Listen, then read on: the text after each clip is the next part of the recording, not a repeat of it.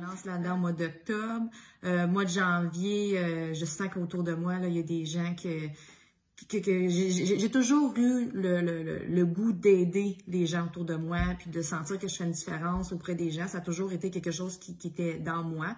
Quand j'étais petite, je voulais être travailleur social justement pour ça. De fil en aiguille, je finis dans les ressources humaines, mais le besoin d'aider a toujours été là. Donc, ma coach, Mélissa Saint-Laurent, elle voyait que j'étais un petit peu active sur notre groupe de motivation, puis elle est venue me parler en privé pour voir si ça serait quelque chose qui m'intéresserait. Du coup, oh non, je vais y penser, tout ça. Puis, bon matin, je me suis dit, je perds à rien d'essayer, là, arrête d'avoir peur, c'est toujours quelque chose que tu as voulu, d'aider les gens. Tu l'essaies, si ça fonctionne pas, ben, tu l'auras essayé, puis tu sauras que c'était pas fait pour toi. Mais finalement, j'adore ça. Puis vraiment, là, je trippe. Au début, mes peurs, c'était vraiment en lien avec le fait que j'étais, moi, je suis pas bonne vendeuse, j'aime pas ça, acheter les gens, c'est quelque chose que je veux pas faire, tu sais, je veux pas tanner sur les nerfs des gens avec mes posts et tout ça. Puis finalement, je me suis rendu compte que c'est tellement pas ça, dans le fond.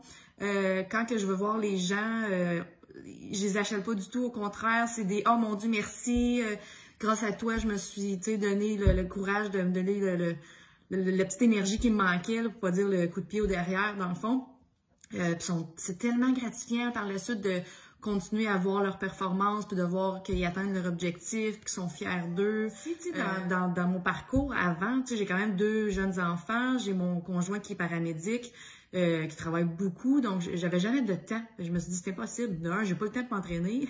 Quand j'ai trouvé le temps de m'entraîner, j'ai pas le temps de faire du coaching, mais je sais pas pourquoi, on dirait que là, j'ai comme plus de temps dans ma vie. Ça fait l'effet contraire, on dirait. Tu trouves du temps pour quelque chose qui te passionne.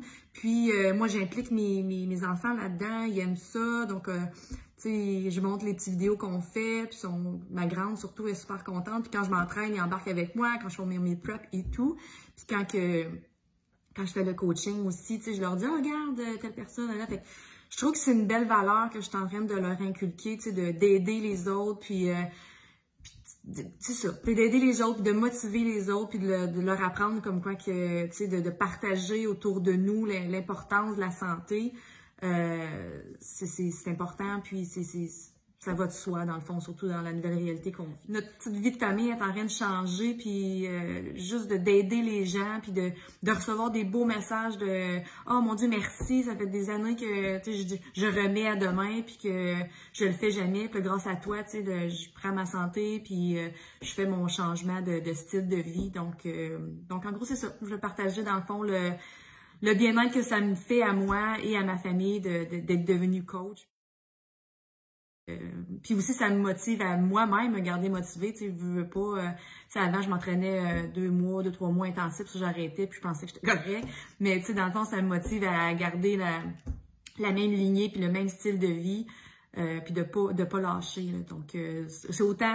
ça me revient autant, tu sais, vu que je coach eux, on dirait que eux ils me renvoient leur énergie, puis ça fait en sorte que moi aussi, je garde ma motivation pour ma santé, puis mon entraînement moi-même. Donc, sur ce, bonne fin de journée!